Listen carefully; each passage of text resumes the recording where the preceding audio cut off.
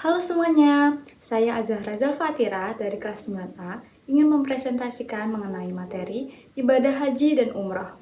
Selamat menonton! Ibadah haji dan umroh, bab 5. Ibadah haji. Pengertian haji adalah berkunjung ke Baitullah untuk melakukan ibadah pada waktu dan cara tertentu bagi umat Islam yang mampu baik secara fisik maupun finansial.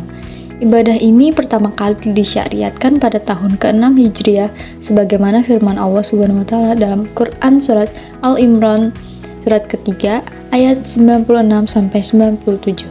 Kata al-hajj menurut bahasa berarti menyengaja.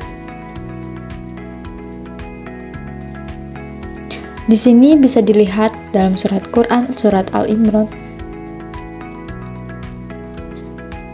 Syarat wajib haji. Yang pertama, beragama Islam. Yang kedua, berakal sehat. Yang ketiga, sudah mencapai usia dewasa. Yang keempat, sehat jasmani dan rohani, serta kuat untuk menjalankan rangkaian ibadah haji di tanah suci secara keseluruhan. Yang kelima, mampu secara fisik, mental, dan materi. Yang keenam, merdeka, yang artinya bukan seorang budak. Rukun haji. Adapun rukun haji yang wajib dilaksanakan oleh calon jamaah haji antara lain ihram, niat memulai ibadah haji dengan memakai pakaian ihram dan menjauhi larangan ihram. 2. Wukuf di Arafah, berdiam di padang Arafah pada tanggal 9 Zulhijjah. Yang ketiga, tawaf ifadah, mengelilingi Ka'bah sebanyak 7 kali. Yang keempat, sa'i, berlari-lari kecil antara Bukit Safa dan Marwah sebanyak 7 kali. Kelima, tahallul, mencukur atau menggunting rambut sebagai tanda keluar dari status ihram. Yang keenam, tertib, melaksanakan rukun-rukun tersebut sesuai dengan urutan. Selanjutnya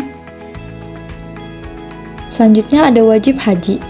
Sedangkan wajib haji yang harus Anda lakukan antara lain: yang pertama, niat ihram dari miqat. Dimulainya niat ihram dari batas yang telah ditentukan sesuai dengan daerah asal jamaah. Yang kedua, bermalam di Musdalifah. Bermalam di Musdalifah setelah wukuf di Arafah. Yang ketiga, bermalam di Mina. Bermalam di Mina selama hari-hari tasyrik. Yang keempat, tawaf wada. Tawaf perpisahan yang dilakukan sebelum meninggalkan Mekah. Dan yang kelima, melempar jumroh atau sama dengan melempar batu di 3 lokasi jumroh selama hari-hari tasyrik. Selanjutnya, sunnah haji.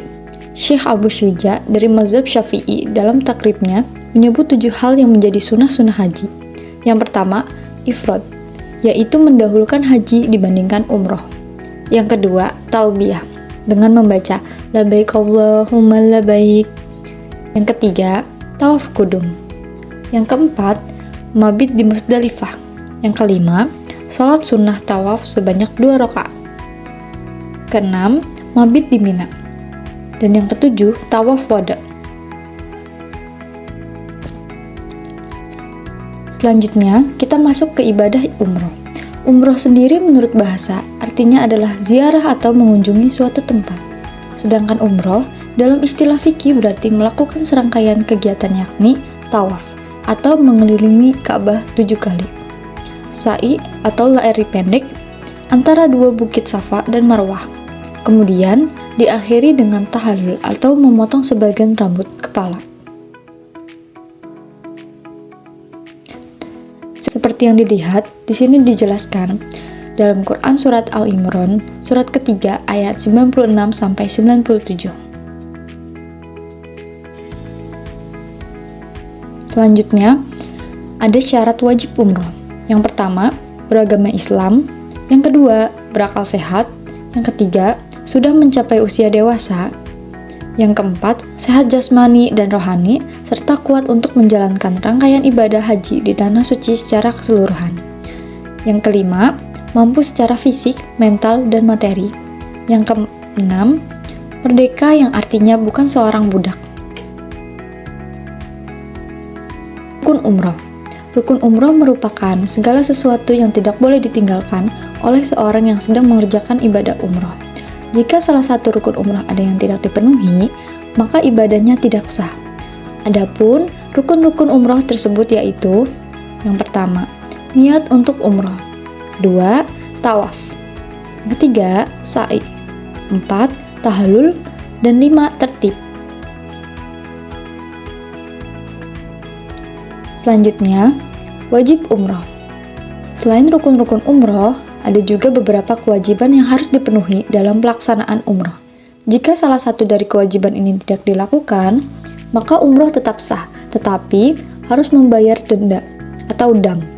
Berikut 2 wajib umroh. Yang pertama, ihram dari mikot. Mikot adalah lokasi tertentu yang harus dipenuhi oleh jemaah umroh untuk memulai ihram. Setiap calon jemaah umroh harus memastikan bahwa mereka telah melewati mikot sebelum mulai memakai pakaian ihram dan berniat untuk umroh. Yang kedua, menjauhkan diri dari hal-hal yang dilarang saat ihram. Selama berada dalam keadaan ihram, ada beberapa larangan yang harus dijauhi. Larangan-larangan ini termasuk: yang pertama, hubungan intim; yang kedua, memakai pakaian berjahit; yang ketiga, memotong rambut atau kuku; yang keempat, memakai parfum; yang kelima, berburu binatang, dan sebagainya. Selanjutnya, larangan haji dan umroh. Larangan haji bagi pria di antaranya yaitu memakai tutup kepala yang melekat, tetapi diperbolehkan menggunakan payung atau berteduh di bawah atap kendaraan, atau membawa barang di atas kepala. Yang kedua, memakai kemeja atau pakaian berjahit untuk menutupi seluruh atau sebagian badan, termasuk juga memakai sorban, celana, dan sepatu. Larangan haji bagi wanita. 2 larangan haji bagi perempuan diantaranya yaitu memakai sarung tangan, menutup muka atau cadar. Larangan haji bagi pria dan wanita. Yang pertama, memakai wangi-wangian.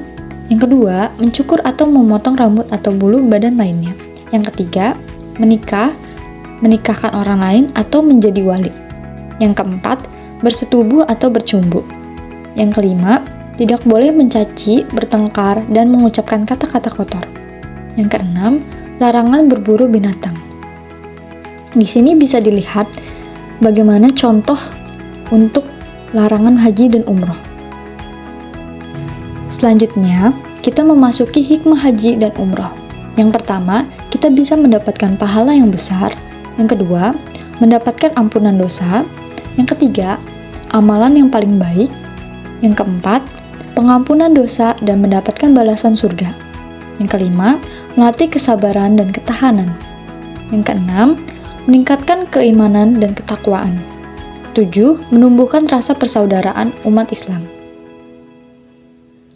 Yang terakhir, kita memasuki sikap mulia dari umroh dan haji. Yang pertama, menunjukkan ketaatan kepada Allah Subhanahu wa Ta'ala. Yang kedua, meningkatkan keimanan dan ketakwaan. Ketiga, menciptakan rasa persatuan dan kesatuan umat Islam. Yang terakhir, terjalinnya tali silaturahmi antar umat Islam. Terima kasih yang sudah menonton materi umroh dan haji. Wassalamualaikum warahmatullahi wabarakatuh.